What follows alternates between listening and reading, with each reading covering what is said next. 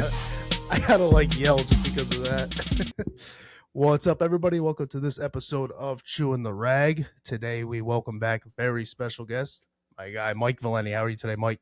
What's up? What's going on, man? Good to hear from you. Good to see you. It's been a busy year for you. Yeah, a little bit, a little busy. That's good though. Not as busy as I wanted it to be, but it was busy enough. Well, I have a feeling it's going to get a lot busier in the next month or so.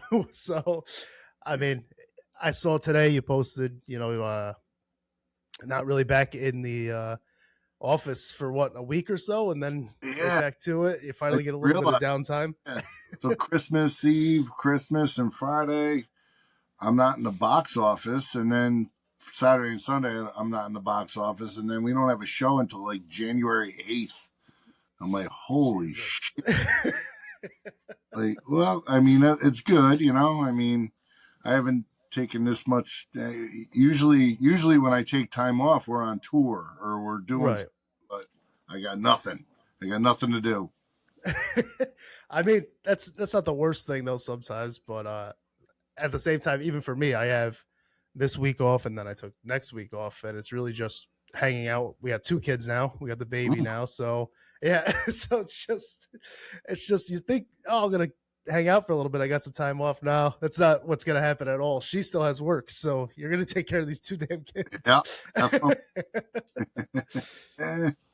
But it's been fun. It's been a lot of fun, and I'm looking forward to talking a little bit about Extreme Music Awards with you. That's the main thing today. Yeah. Sponsored that again this year. It looks like it's going to be, yeah, absolutely. Thank you. You reached out to me and we got it done. So I'm looking forward to going this year. Last year she was pregnant, so I missed it, unfortunately. Made the first one.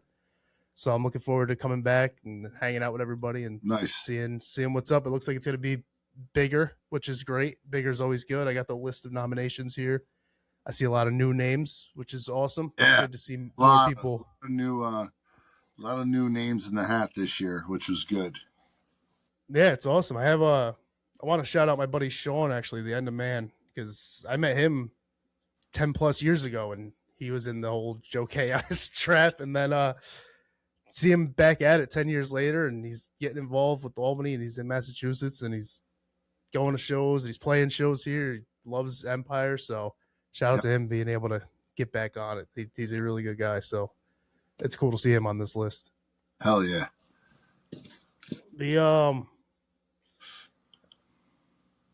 Yeah, it's nuts. And then I'm looking at it now. Here's the thing with the Extreme Music Awards that people don't understand.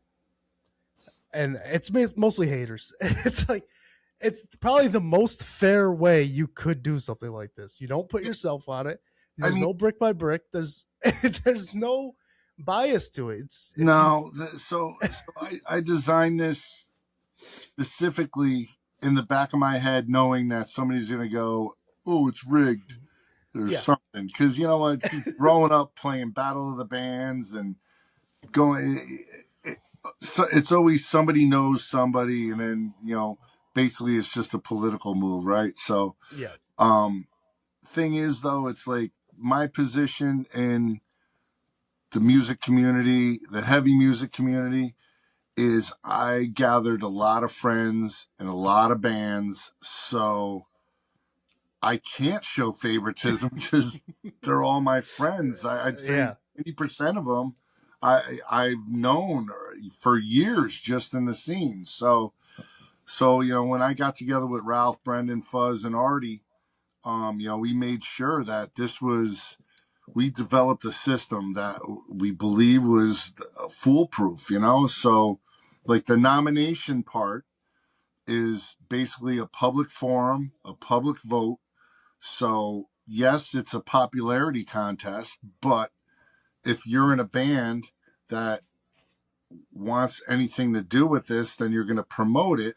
And a lot of bands took it serious and promoted it, mentioned it, put out the QR code, and you know what? We got thousands and thousands of votes, and you know, some bands rose right to the top in popularity, not necessarily the most talented, not saying that they're not talented, but it's just a way to put them on the radar.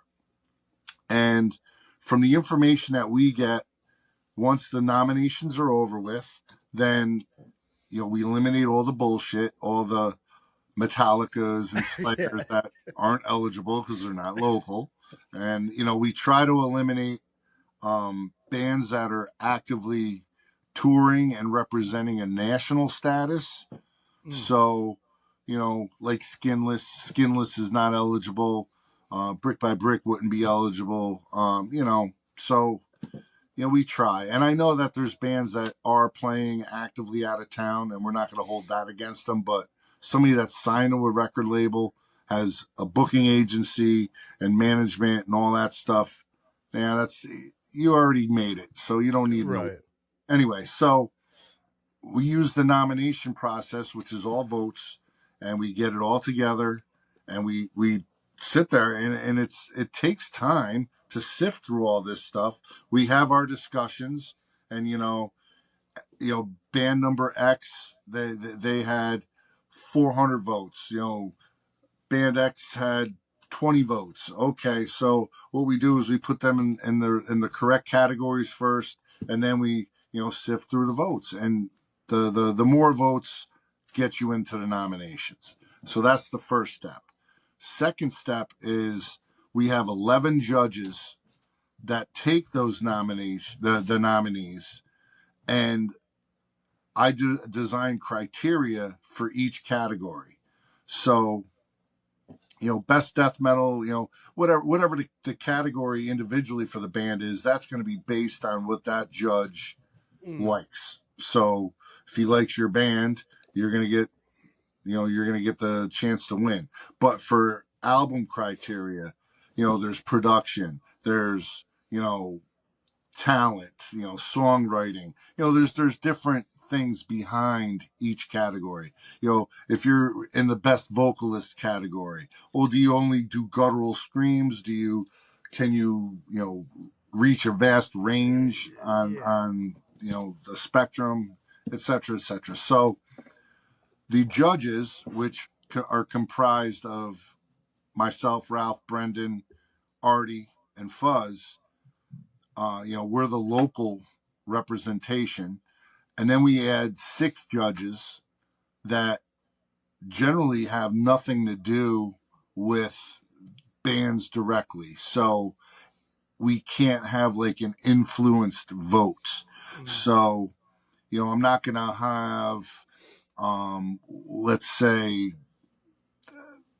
Joe Schmo's girlfriend on the panel, Right. so she's Yeah. obviously voting for her man's band or whatever. So like we had, Jim Wortman in the past, who's a photographer in the area, if you don't know him, and he goes to all the shows. He supports all the bands. So we thought he would be a good choice because he doesn't have favoritism.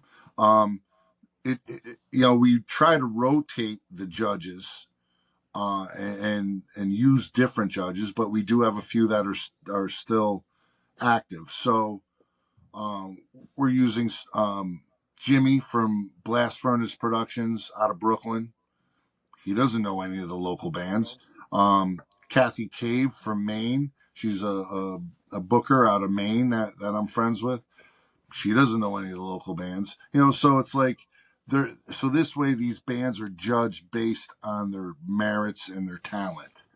So and the 5 of us, Fuzz, Ralph, Artie, Brendan, myself, we're local, so we know the activity of these bands. So our votes will get comprised along with the other judges. So I think it's fair. If somebody doesn't think it's fair, tell me a better way to do it. I'm just trying to do it as best as we can. So we have 11 judges, and we went through all the categories, picked all the winners. So we know the winners now.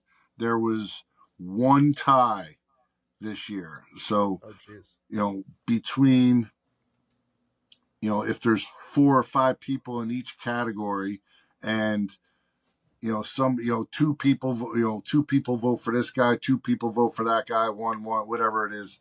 But there ended up being one tie. And, we had a meeting on Monday. It took about an hour to do the pros and cons and weigh which one was better for this. It's like, and it was tough because I'm friends with both of the things. So I'm like, damn. I'm like, well, this person's more active, and then you talk not just talent but work ethic and Yep. everything else to help break that tie, and we did. And like I said, it's still fair. The best part about the award show is just seeing all these bands represented together in one room.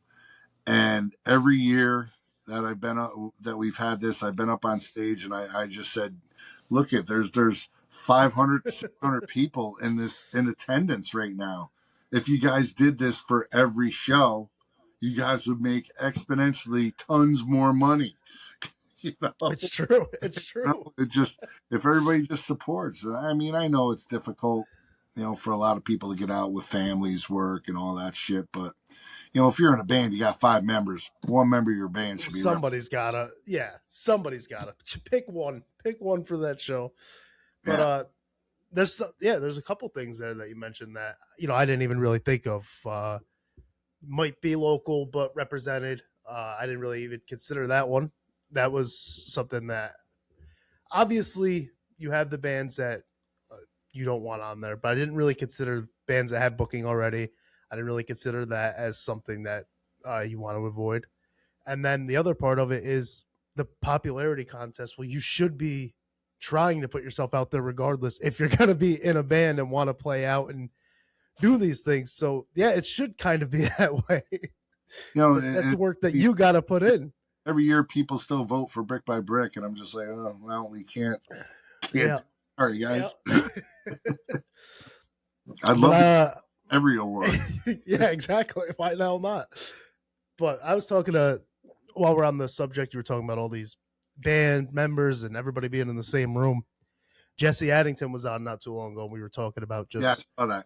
the state of the scene and whatnot, and how it does feel like it's kind of just blown right back up and everything's great. And you have all these shows, not even just at Empire, but all over the place.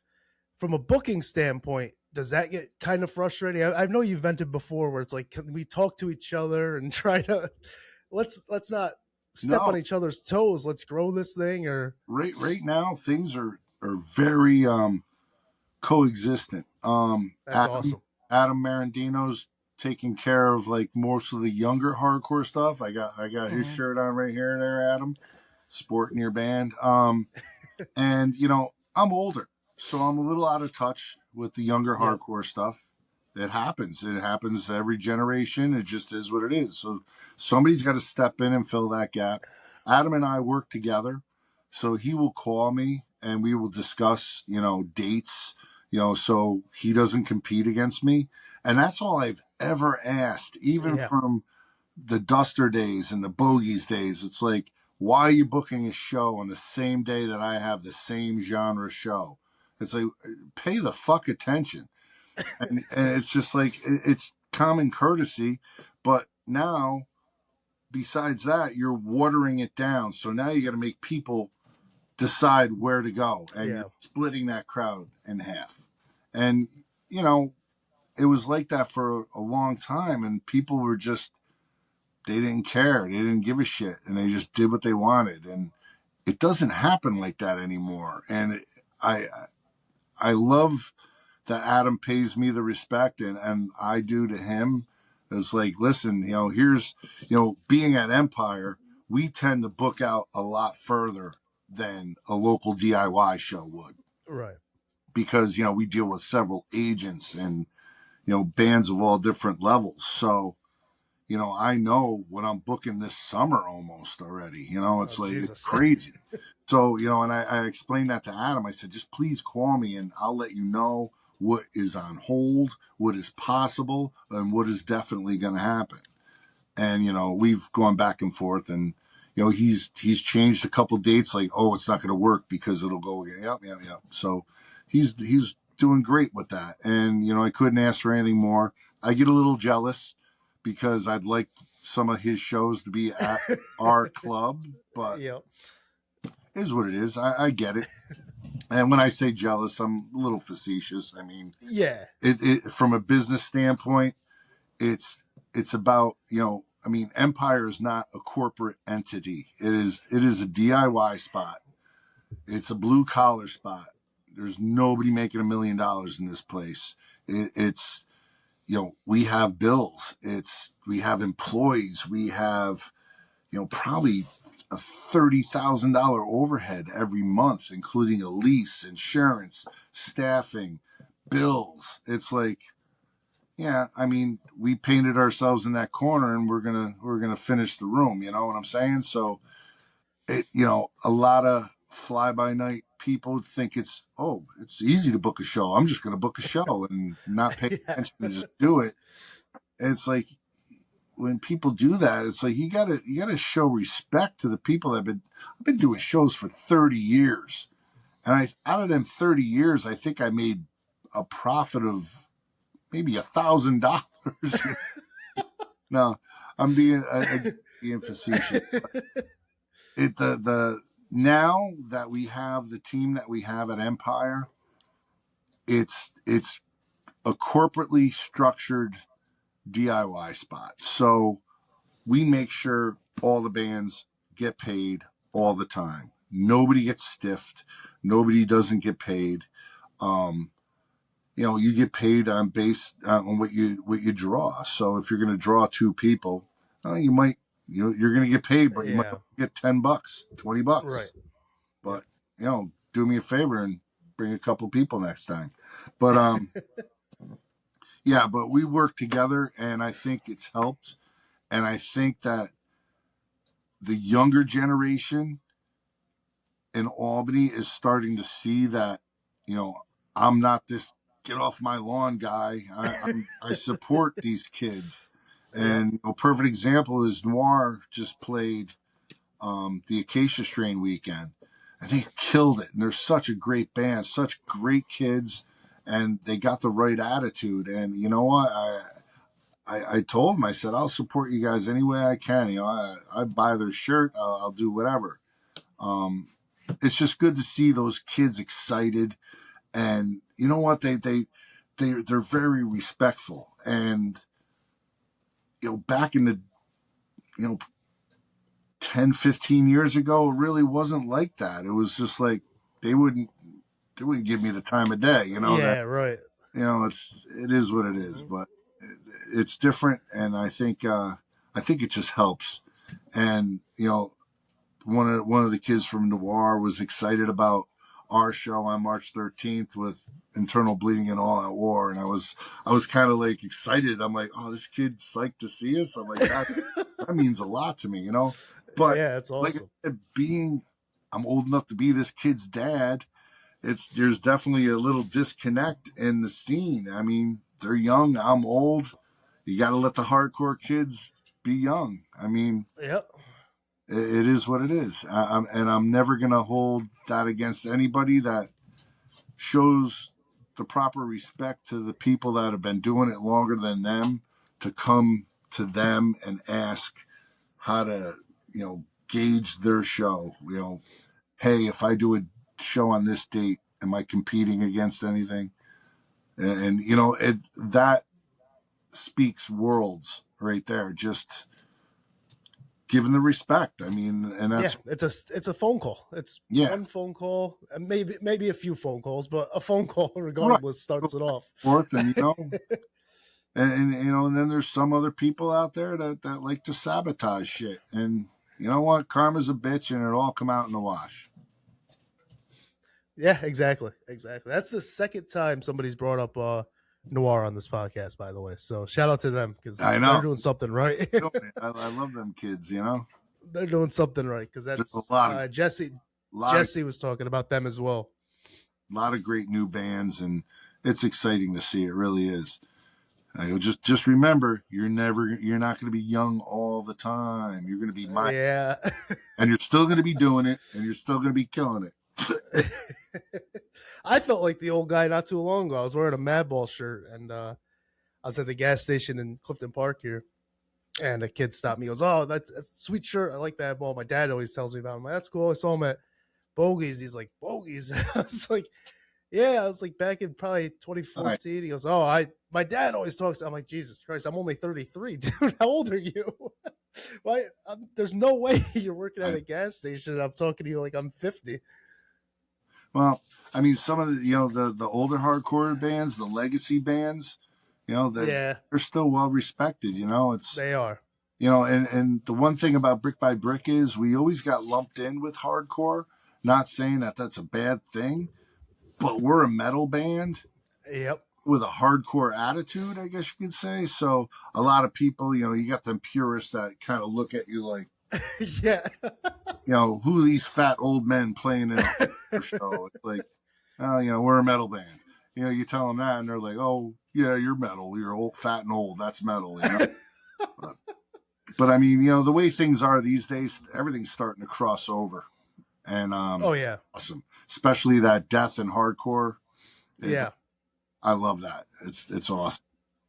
No, it's really good to see. It's awesome to see. It's been cool. Even I'm not as active for sure, but I'm always an outside looking in type guy. I still have friends who are playing these shows and kind of living vicariously through everybody. Just seeing how active it's been and the kind of mixed bills that you get between the hardcore and everything else. And then you got guys like Invoke Thy Wrath who they do their thing, but it looks like a hardcore show when you watch them. Yeah, it's awesome. It's so shout out that's this sweatshirt right here actually. So shout out them. Yeah, it transcended, So it's the younger kids are starting to dig a vast vast amount of genres these days, and that's good. And hence the awards show, it covers all the bases for heavy stuff. And there's other award shows, but they don't pay the heavy music its due or its proper due. I mean, No. everything gets watered down or misrepresented, or why did that band get a heavy metal award? They're a punk band. It's Right, exactly. we try to make sure that we're on point with all that stuff. No, and I think that's great. And that was something that we talked about when this whole thing first started. And that was your whole thing about it was why are these guys not getting the respect? The people that are voting on this or just saying this guy wins this, they're not actually doing the research on what it is. They don't actually care. It's just we're adding another band to this award show pretty much. Here's they win this. That's it. So when you have people involved that do care and want to see something succeed, it's going to be better and you're going to want to see something like that thrive. So it's awesome. Yep, I agree. And like I said, all the other genres they cross over, and there's so much crossover stuff. It's next to impossible to do like a multi-genre award show. I mean, how do you do that? It's like you got the Eddies and you got the it's like I get what you're doing, but it's a lot. It is. Gotta like slim it down a little bit. I mean, I don't know. And that Friday the 13th show, you talked about it a little bit. I saw you have the VIP packages for that for yourself. The machete is awesome. I wanted to bring that up. I don't think anybody's ever done that. I don't think so. I was thinking about it. I need a machete on this wall. I got all this shit here. I was like, the machete's great. So that's kudos to you for that because that's definitely an original. Like I said, we usually do one show a year. That's like kind of like a spotlight show for us locally. Yeah. Not just jumping on a package or whatever. So we try to take, like last year we played April 26th for our release party, and we had a reason. We were releasing a new record, and I'm like, I want to do another show. We don't really have a reason to do a show.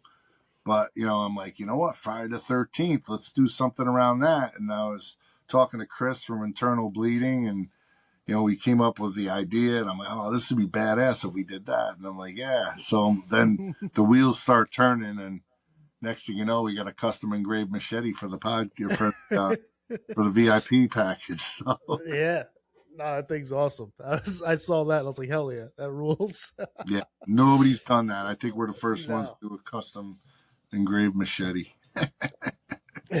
You guys are doing a music video shoot soon too, aren't you? It got Yeah, postponed and January 18th. We're gonna be doing a music video. So usually we do a couple videos per album to help promote it and all that. And we didn't do that at all this time around. We just put the EP out with no video, no nothing, and next thing we get busy with shows, and I'm like, shit, we don't have a video, so we haven't done like a really good concept video in a while. So we decided to start pulling out all the stops and trying to do a really good concept video. And we got Robbie, who plays an altar.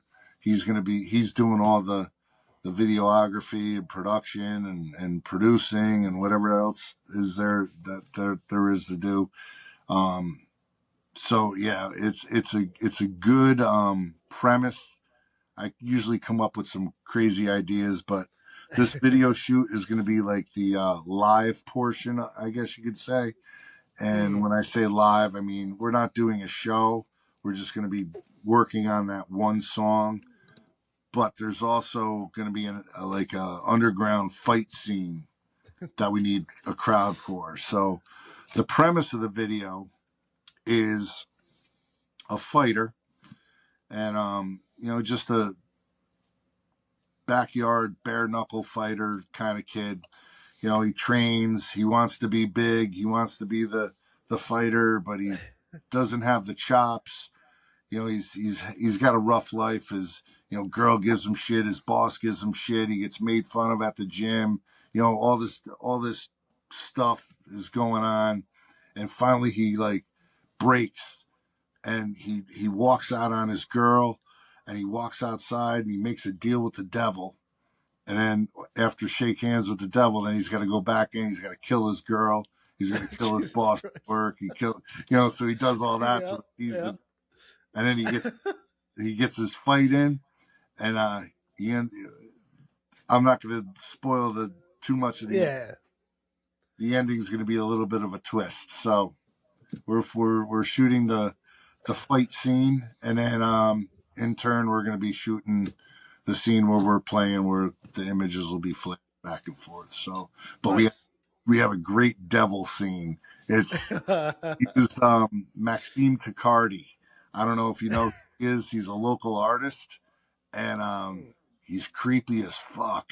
And he dressed up as a devil, and it was insane. The makeup. Oh shit. So I'm like, ooh, this is gonna be good. So at the video shoot on the 18th, it's only going to be a couple, 2-3 hours. It's not going to be too long, but we got a sponsor for the March 13th show. We got Dark Horse Dispensary that's Yep. going to be sponsors. So they gave us money to help with advertising and stuff like that. So we're going to be raffling off four $50 gift cards for Empire at the video shoot. There's going to be raffles for merch. There's going to be raffles for a bunch of stuff there. So everybody, that comes will get a raffle ticket. There's no charge to get in. The bar will be open. We're just going to have a fun couple hours and, see what we can come up with. That's awesome. Hell yeah. That's sweet. I'm looking forward to that. The speaking of fights, you had the fights at Empire not too long ago. How Yeah, was that? That was different. How dude. was that? The way it happened, it was, Don and Priya did a great job. They did. It looked pro. It was really Yeah. pro, and it was the first time we did something like that in the club, because the club has some load bearing pillars, Yeah. and we're Yep. like, oh, how are we going to work around this? But we came up with something good, and it worked out great, and they had a great turnout, and the next one's only going to be better. So now it's honed in. So I'm just happy that they found, we could give them a home for their thing, because I know they were having issues with some of the other places being too much Yeah. money or too much of a pain in the ass. But it is what it is. Yeah, the fights were great though, and it was different. totally different. Yeah, no, they have a very good team over there. I brought my son on Father's Day weekend to his first fights, and I brought him to Saratoga to watch one of their events actually, and everything was really well done. They do everything really well. So when I saw they were coming to Empire, I was like, hell yeah, good for them. Hopefully that's the start of something that's reoccurring. Because like you Yeah. say, finding a home for that sort of thing sucks. It's not necessarily the easiest thing to do. Yeah, I think we can. I think we're going to hone it in. I think it's going to be great. What I did suggest to them, I said, you know what you need to do? You need to put it out there to like all the local bands, local people, anybody that's got beef within the scene. Sign up, fight it out in the Yeah, fucking ring. hell yeah. I know. There's a lot of people that want to fight me. Let's Yeah, go. I was gonna say you got a guy in Cahoes that maybe will sign up. Who the hell knows? I don't know. Who knows? I don't know what the hell's going on with that guy. Oh, dude, what a mess. What a mess. It was. Yeah. Anyway, Oh I Jesus. can't really say too much because he's suing Yeah. the club. Oh my god. Yeah. It's always the loud guy that's suing the club. Yeah, he's a piece of shit. I'm just gonna say that. I'm not gonna say his name because I don't want to No, give nope. any props, but basically just started shit with me on Facebook. Yeah, I saw a little bit, and I was like, "What the hell is that all?" Out of the blue. And you know what? I I played into it and I took the bait. I can't keep my Yeah, fucking mouth shut. And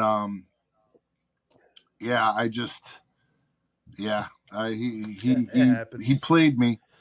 He wants to get paid. That's what he wanted. So Yeah, like I said, it's those loud guys that are quick to sue. You gotta, it happens unfortunately. And then there's I wanted to talk about this the last time you were on, and we brought it up after the fact.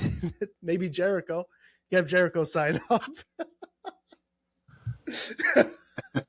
you know that did I ever tell you the whole story? No, so what the hell Oh my happened with god! you Oh, and this is Jericho? great for Because your. that's so good. So, all right, mark the time on your thing here. Mm-hmm. 32:15. Yeah, there it You is. hear the whole Chris Jericho story right here. It's it's a long story, but in segments. So strap on. It's going to take at least 20 minutes to tell, but it's fun. That's perfect. So I met Chris Jericho.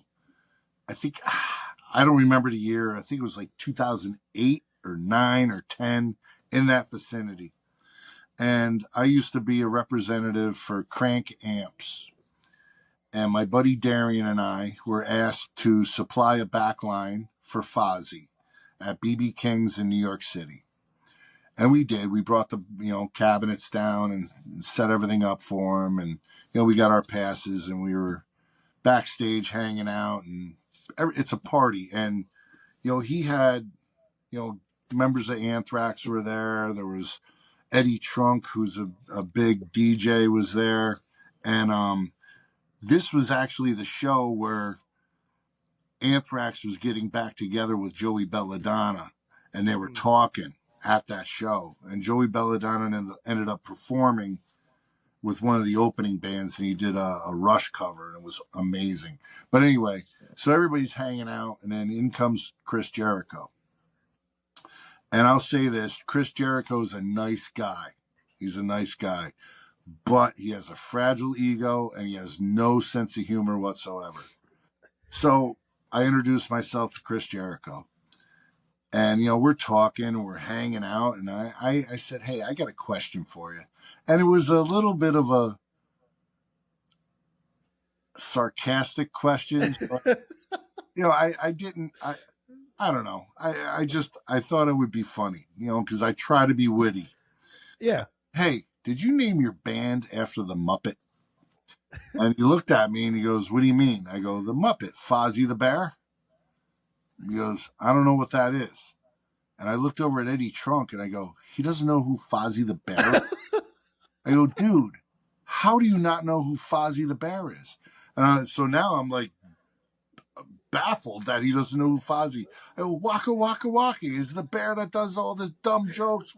And I think he pretended that he didn't. Yeah.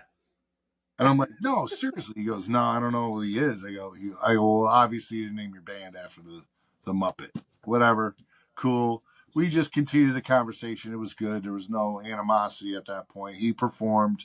We broke down. We went home. But as before we left, I said, thank you, Chris. For, he goes, thank you for coming. Thank you for setting the cabinets up for me and all that. And I go, Chris, remember, waka, waka, waka. He said, uh-huh. So that's the first story. Second story, we get invited to Fozzie's listening party at Ace of Clubs in New York City. So we go down and we took a train down and we cabbed it. And we planned on doing some drinking and hanging out. So here we are, we're hanging out, we're drinking, we're pouring it on. Chris Jericho shows up a little late, but before that, I had a friend from New York City, from Brooklyn, kind of a loud guy, really in your face, kind of vibrant, vibe, and party. It was we were having such a good time, and he goes, "Yo, I'm a huge wrestling fan. I got to meet Chris Jericho," so I invited him. My other friend that was with me is just like, why'd you invite him? It's going to be a nightmare. No, it's not. It's going to be fun. We're going to have a great time. So we're having fun, partying. Chris Jericho shows up. I ended up introducing myself again to Chris Jericho. Hey, Chris, what's up? Mike from Crank Camps, blah, blah, blah, whatever. And he goes, oh, yeah, how you doing? Talking. Again, nice guy. I introduced him to my buddy Sean. Sean's like all over him. Yo, big fan, blah, blah, blah, blah. Like, to the point where I'm just like, oh boy, what did I do? So Chris is just like trying to be like, okay, yeah, trying to just yes him to death to get him away from him. Yep. So he signs a couple of autographs for him and all that, and we were drinking, hanging out, and by the end of the night, I just go, hey Chris, remember waka waka waka. And I said it again, and he remembered. And he goes, yeah, I remember. Okay, that's it. That's that story. Third story. He ends up playing at Bogies. So I had Fozzy at Bogies. And I had my friend, John Carpenter, rest in peace. He got hit by a drunk driver, and he was in a wheelchair, and he was all fucked up. Huge Chris Jericho fan. He called me. He's like, I want to go see Chris Jericho. Sure, no problem. So again, Chris Jericho's a nice guy. I said, hey, Chris, my friend John, he got hit by a drunk driver. He's got brain damage. He's in a wheelchair. He wants to meet you. Is it possible? He goes, yes, after the show, I'll come out. I'll talk to him. I said, thank you so much, whatever. And show goes on. At the end of the show, everybody's gone. Chris Jericho comes out, and I introduced him. I said, this is my friend John Chris, and he's shaking his hand. And John, now mind you, he's got brain damage, so his speech is slurred, and he's all fucked up, and he's shaking his hand, and he looks him dead in the eye and goes, I just want to let you know you're a terrible singer, and you should have stayed with wrestling. Right? He won't let go of his hand. And I'm just like, I couldn't believe it. And Chris Jericho's looking at me like I set him up. And I'm like, and I didn't. No. And I'm looking at John. I'm like, you fucking asshole. And I'm sitting there. And then it started hitting me how funny this is. And I start laughing. And Chris Jericho was not happy. And he like to get him out of the situation. And I yell in his face, waka, waka, waka. He pulls his hand away and storms off and gets on his bus. I'm dying laughing. I'm like, John, what the fuck did you do? And John's laughing. He's like, fuck that guy and all this stuff. Like, dude, you told me you were a fan. You were a wrestling fan. This band sucks. I'm not a fan of the band. I just Chris Jericho. Oh my God. So now Chris Jericho's pissed off at me. But whatever. I don't give a shit. It was funny. Yeah. So that's the end of that story. Next part of the story.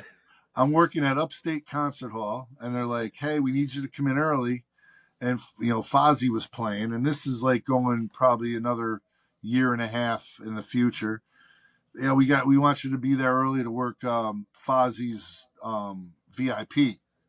Okay, so I go there. I sit down at the table. They're signing autographs. They're all smiling and signing and talking, and I'm just sitting there eating a piece of pizza at the table. And I swear to God, Chris Jericho is all smiling, smiling, and he sees me and he looks at me, and his smile just went just unhappy. He was not happy. And I'm sitting there and I noticed it, and I'm eating and I'm thinking to myself, I go, does this guy really remember me? And I'm thinking, I'm like, well, it was only a year ago. And I'm thinking, I'm like, maybe he does remember me, because he always pretended he didn't. And I always had to reintroduce myself. But I guess maybe he has some trauma because of me. Who knows? Some guy in a wheelchair fucking clowned him at a. So I'm sitting there. I'm like, oh, so he gets up and he walks. The VIP's over and he goes in the back. So I grabbed the manager or whatever. I said, hey, is Chris Jericho back there? He goes, oh, he went out to dinner. I said, oh. I said, are you the tour manager? He goes, yes. I said, do me a favor. I said, tell Chris Jericho that his friend Mike from Crank Amps said waka waka waka. And the tour manager goes, what does that mean? What do you mean? I go, it's an inside joke. He'll think it's hilarious. He will. It's just funny. Just tell him that for me, and I'm going to talk to him after the show. He goes, okay, no problem. So the night goes on, and I run it. I see the tour manager. I go, hey, did you deliver my message? And he's like, yeah, that did not go over well. I go, what do you mean? And I start laughing. He goes, yeah. He goes, you set me up. He goes, he was pissed. I'm laughing. I'm like, oh, this guy's too much. So of course they're playing now. So I stand on the side of the stage, and every time he makes eye contact, I just go waka waka waka, saying it throughout the show, to the point where he would ask somebody else from security to remove me. They're like, oh, Jesus. he doesn't want you back here. I'm like, I don't give a shit what he wants. Fucking be with. So that's the next story. So then there's another story after that. Now we got to fast forward a couple of years, and my buddy Drew Stone does a podcast, New York Hardcore Chronicles. Yep. And he calls me up and he goes, hey, I got to ask you a question. I go, what's that? He goes, do you have a beef with Chris Jericho? Like, no, it's not. I go, I don't know. I said, it's kind of like a wrestler beef kind of thing. I go, I'm having fun with it, but he gets all butthurt and then he storms off like a freaking woman. And I told him, he goes, because if you do, I won't put him on the podcast. I go, no, absolutely, put him on the podcast. I go, can I call in? He's like, no, I'm not going to do that. So, of course, I sign on when the podcast is there, and it's on through Facebook. So I sign on, and I'm blocked immediately. I'm like, oh, you motherfucker. So I sign on one of my other accounts, the Upstate Black and Blue account. And, of course, I put in the chat, I'm like, waka waka waka. Here's everybody else to start saying that. So then I did it. Then I started doing it through the brick by brick thing, and then somebody messaged me like, stop, you need to stop doing this, or you're going to be reported. And I'm like, all right. So I stopped. But apparently he saw all the comments, all the waka wakas, wasn't happy with that. All right. So the next part of the story, he is scheduled to play Empire. And this is 3 years ago. And he decides to do an AEW event the night before at the MVP Arena. Yep. I have a series of a couple of friends that went to the AEW event. And they had front row. And they're drinkers, and they're very loud, and they're very opinionated, we'll say. So my phone rings, and it's my buddy. He goes, yo, we're at the MVP. guess who's here? Chris Jericho. Yo, they were verbally abusing this guy so bad. Waka, waka, waka, saying, Mike Valenti's going to fuck you up. And Oh, they just, yeah. like, for the entire show, chanting my name, chanting waka, waka, waka. Mike Valenti's going to fuck you up. Now, mind you, they're in the front row, so they see him like literally 5 feet from him. Oh, yeah. Screaming, Mike Valenti's going to fuck you up. And to the point where he actually acknowledged the annoyance. So the next day, he canceled the show. Oh, jeez. Right? So he said that it was because he had vocal cord issues or whatever. I'm like thinking to myself, I'm like, he's full of shit.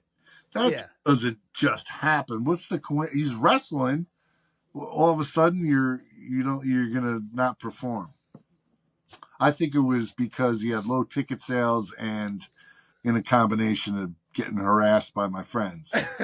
So I put up we had the poster out there, and I put a masking tape canceled out of fear of Mike Valente. Picture of it.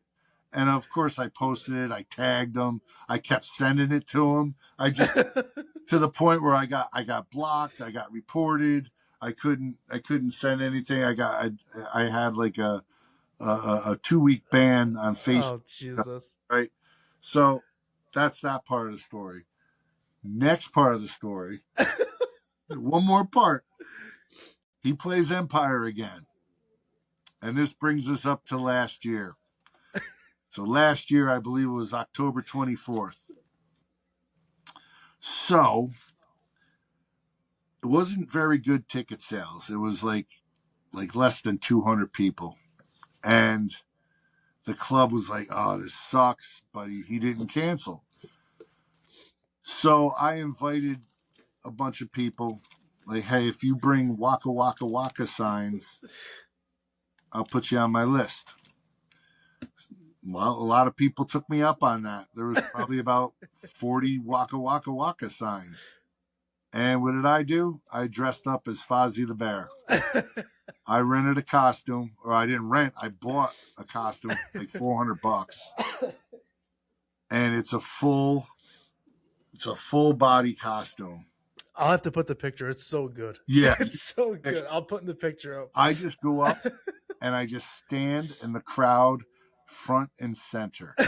And mind you, there's only maybe 250 people now with the people that I brought, all holding up waka waka waka signs, and he's singing and he's pretending none of it's happening. And I'm like, his band is laughing and smirking and pointing and all this other stuff, but he's just not acknowledging it. And that bear costume got really hot. So I'm like, you know what? I'm done. I was there for like a half hour, 40 minutes. I'm like, I'm out. On my way home, I get a call from the manager of the club. Thanks a lot. What do you mean? Oh, no. He goes, yeah, you left me with a shit show. And what are you talking about? Chris Jericho's in the fucking green room having a meltdown. Oh, he was having a fucking conniption fit in the back, and the tour manager was flipping out because of Fozzie the Bear. Yep. So I definitely got to him. And then 2 days later, I saw a random post. So somebody, one of his fans that was at that show, went to a New York City show and was holding up a waka waka waka. Oh, no. Not knowing that it was a ball bust. And somebody sent me a picture of that. So that is my Chris Jericho story. Holy shit. So Chris Jericho definitely knows who I am. He denies it, but he knows. He definitely. Yeah. Oh, yeah. And yeah, I don't know what the next chapter holds, but I still have that Fozzie costume. So I'm waiting for like the next wrestling event to come through that he's going to be at, and I'm going to probably go to the wrestling Oh God. show and try and get on TV with a costume. I do remember last year. I remember the costume. Like I said, I'll have the picture up when the episode comes out. Get the video up at least for this part of the story because there will be a photo of of the Fozzie. It was so funny. It was so funny. I think it was Brandon maybe was talking about it, and then I saw all the pictures, and I was just like, "Holy shit!" I know. It was so good, dude. This has been going on for a decade. That's so funny. I mean, how can you not know who I am? I'm the only asshole. Yeah, making a big. All you have to do is say, "Ha ha, that's pretty funny." No, I didn't name my band after the Buck. That's it. That's it. That's all it would have been. It would have been dead.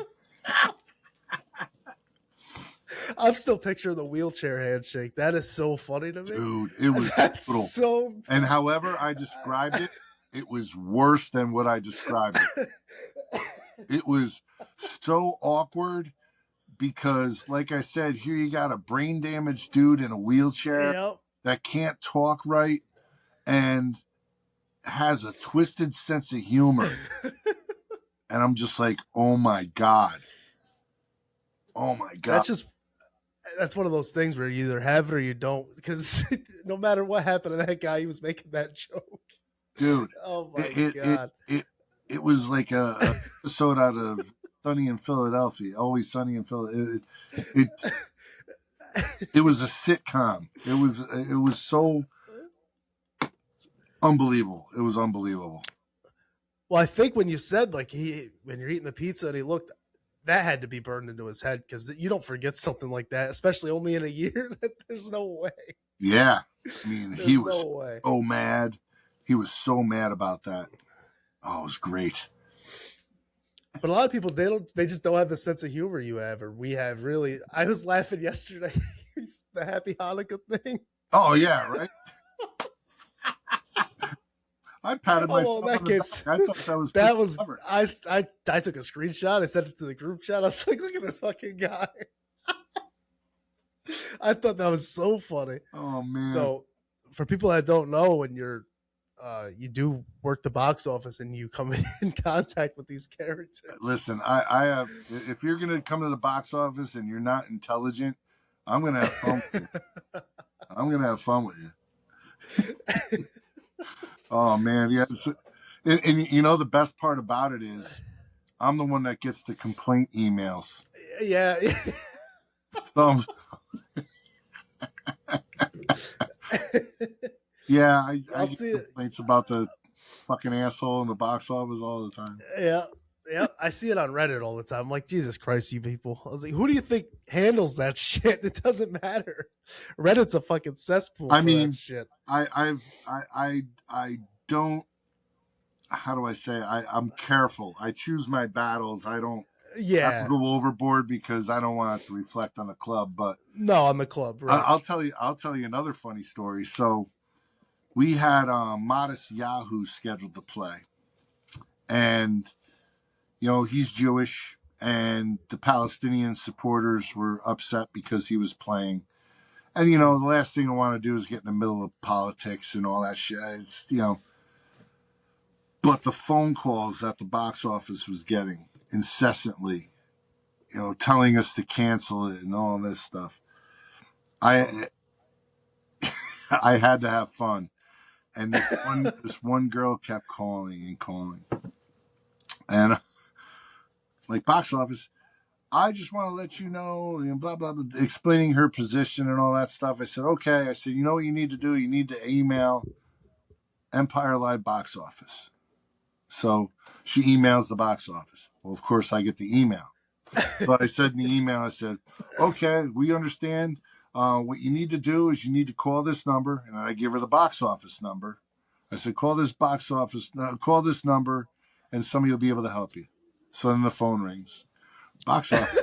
She goes, oh, I emailed and they told me to call this number again. I said, oh, who emailed you? She goes, well, I don't know. I go, all right, well, email back, find out who you're talking to, and they'll be able to direct you. Boom. So I get the email. Want to know who I'm talking to?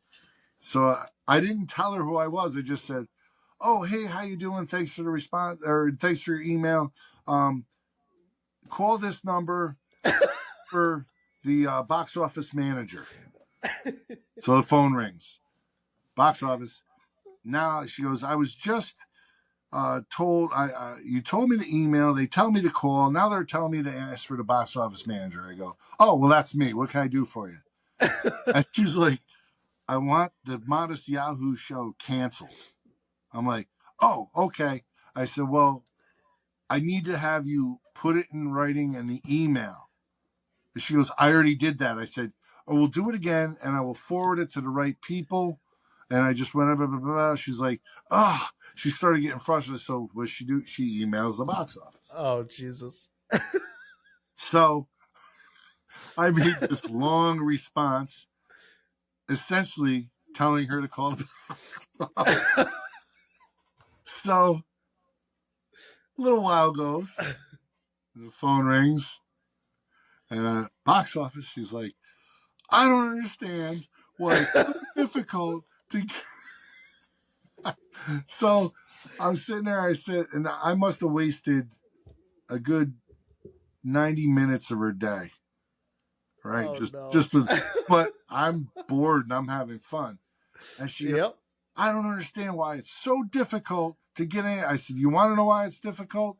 I go, because nobody gives a fuck about your podcast. It's a music venue, and I hung up on her. Oh, God. Holy shit. That's so funny. Yeah, we have fun there. Well, I see you all the time. You're always like, hey, I'm at the box office this time. Come hang out, buy tickets. Just come talk shit. Whatever you want to do, I'm here. It's like, do it up. Anybody. What the hell? Anybody want to come down, just shoot the shit with me. Come on down. 11 to 4, Monday through Friday, unless we're on tour or I got shows. Yeah. But in the summertime, it's fun because I usually sit outside and have a little drink and a cigar and just chill out all day. Oh my God, that's so funny, dude. Just picture this lady fucking the amount of time. How do you even spend that much time? How do you give that much of a shit? That's, I don't have that in me, I guess. Fucking good for you, lady. Because yeah, I know. And after the second phone call, the show ended up getting canceled anyway because it was just too much of an issue. It's too much, yeah. Who wants to deal with any of it, you know? Yeah. Yep. You know, then you it's get a fucking. Thank you for doing the show. Don't cave. Don't show. Yeah, that's fuck up with you too. It's like you're fucking just as bad. I don't like you either.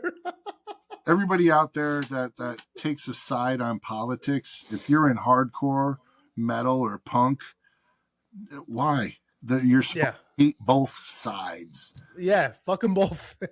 God. Yep. Oh, Jesus Christ. Dude, I'm fucking. I got tears in my eyes. Both sides are pedophiles. Both sides are racist. It's like they're all assholes. That's the crazy part. They're like, well, what if your guy's on this list? Like, that's not my guy. Fuck that guy too. I don't give a fuck. Kill them all. They all shake hands behind the scene. Who you kidding? Yeah. Fucking kill them all. I don't care. Yeah, it's not right or left. It's billionaires versus us. Us. Yeah, exactly. Always has been. Fucking always will be, really. Yeah. Holy shit. Well, that's about an hour. That's fucking holy fuck. That last half hour has me crying. That was fucking good. Yeah. Well, you can't make this shit up. Yep. Oh, is there anything that you want to touch on that we did not? Anything at all you want to put out there? Well, like I said, I mean, we got Friday, March 13th. Brick by Brick, Internal Bleeding, All Out War, Invoke Thy Wrath, Torn Out, and Echoes in Eternity. Tickets are only $20. I got them. Come see me. Go see any other bands to get tickets. We got the Extreme Music Awards on January 17th. The 16th, we got pre-party with Layleens, who's headlining, who is members of the Contortionist, Through the Eyes of the Dead, My Bitter End. So, and they're fucking phenomenal. We got Incontinence on there, Banshee, The Lichen, Crimson Mask. Oh my God, I don't have the list in front of me, and I look like an idiot because I'm not prepared. No, you're good. It's Banshee, 1,000 Yard Stare, Faded Line, Incontinence, Crimson Mask, The Lycan, and that's January 16th. That's the Yeah, pre-party. Holy fuck! yeah. And if you're a nominee or a sponsor or anything involved with the show, you get into that show free. So come on down, support. It's going to be fun. It's like I said, I just my reward for these shows is having my friends have a good time and smile. And Yeah, no, it's I'm gonna put my boy on the spot right now. My boy Donnie Tufts, old school Troy Core guy, yep. grew up, you know, almost together. He's a little younger than me, but he came up to me a couple of shows. He gives me a hug. He's smiling, and that motherfucker's a hard dude to make smile. And Yeah. I won. I feel great doing that. You know. Yeah, Donnie's a good guy. He was it was funny because his son I went to school with. And I was like, fuck, dude, your dad looks so fucking familiar. And I was like, did he play? He's like, his dad's like, yeah, if Troy. I was like, all right, all right. You know, Yep. kind of. I'm not checking you, dude. Yep. Also, Yep. I'll put out there that I am at the box office 11 to 4 Monday through Friday. If you're in a band and you need advice, or if you want some pointers on what to do to help you guys succeed, I love chatting it up. And I do have I've had a lot of bands come by and help pick my brain. And I'm not saying I'm the be all end all or whatever, but I've been around the block and I could tell you what to avoid and what not to. Yeah, no, you've always been very supportive, always super kind to me, great guy to me. So I definitely take you up on that. And then the just want to bring this up as well. There's also the Jason Bittner All Star Jam that Yes. didn't really get talked about. That's super fun. That was, Yeah. And how can I forget? We got Chuck Billy from Testing. yeah, I got Jesse Leach from Killswitch Engage. We got members of Prong and Ministry and fucking Flotsam and Jets. It's the All Star Jam is ridiculous, and the sets that the songs that they got planned is just you gotta go. That in itself, and it's only $20. It's like, come on. yeah. No, you can't. That's No, just not something you're gonna get every day no, this is with not. that lineup, those people. So This is not a tour. It's not something no, you're ever gonna see again, except on YouTube. yeah, no, it's incredible. I was about to sign off and give you your flowers. I'm like, how the fuck? We gotta at least bring up the All Star Jam once Yeah, because there's no way can't miss that. That's insane. But yes, Extreme Music Awards. Check out Empire's website. I'll have flyers from shows that we talked about. I'll have the website links in the description. Uh, Everything that we've talked about will be both in the description and flyers will be on the video of the pod. So I appreciate you, Mike. thank you for having me, man. This was fun. Yeah, have a good holiday. Have a Merry Christmas, and Merry I'll Christmas. see you soon. All right, brother.